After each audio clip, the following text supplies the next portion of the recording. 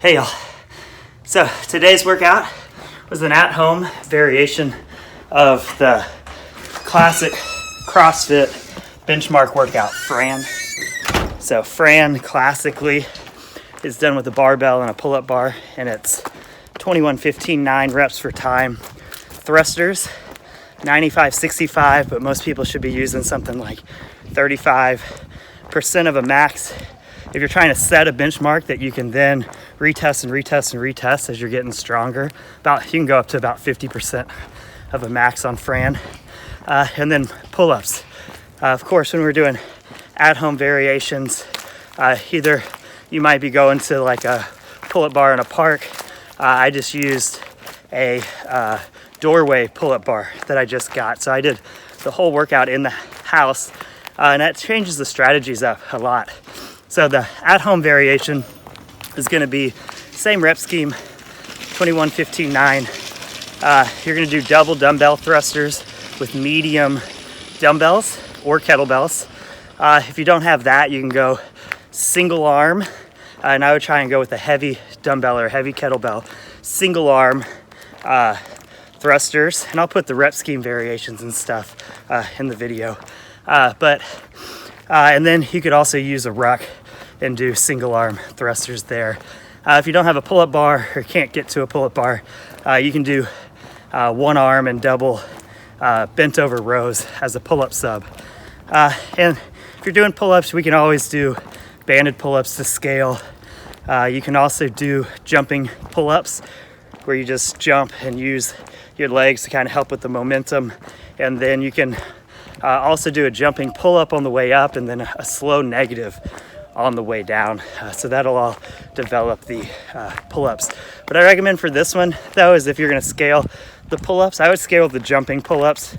Fran is a pretty high-paced workout, and when you're trying to replace the kipping pull-ups will get you really out of breath, and so the jumping pull-ups will be a little more like it. So I did the variation with 2 medium dumbbells for the thrusters, and then since I had the doorway pull-up bar, I wasn't able to kip, so I just did strict pull-ups, which really changed the workout.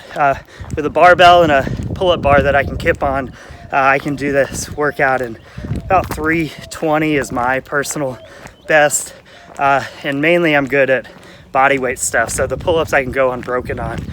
In the strict variations, or if you're not quite there yet, even on the kipping, it changes it a lot. So I was doing sets of 3, and again, I usually go 21 unbroken, 15 unbroken, and 9 unbroken. So I was doing sets of 3 on the 21, and it got really hard towards 21, and then I was doing sets of 3 on the 15. Same thing, it got really hard about rep 10 and on, and then on the last round, I went 6 and 3. But if you're doing something and your pull-ups aren't in that 30 plus range, I recommend doing sets of 3 for the whole workout regardless of your variation. Of course, if you're doing the jumping pull-ups or you're really good at kipping, just go straight through and just kind of deal with it. The thrusters are a little different. If it's a weight you can manage, so if you're around that 35% range with a barbell, or you actually are using medium dumbbells or the single, you can probably go unbroken on this one.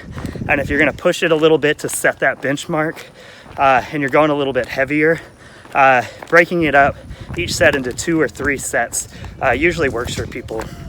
And then just technique wise, it's always just make it look good, but breathing in particular of this one is important, especially coming out. A lot of people on the first round of thrusters get real excited and they're not breathing. So I just really like to focus on drawing my belly button in, and as I'm doing those thrusters, really just focusing on getting air in, getting air in, getting air in, getting air in.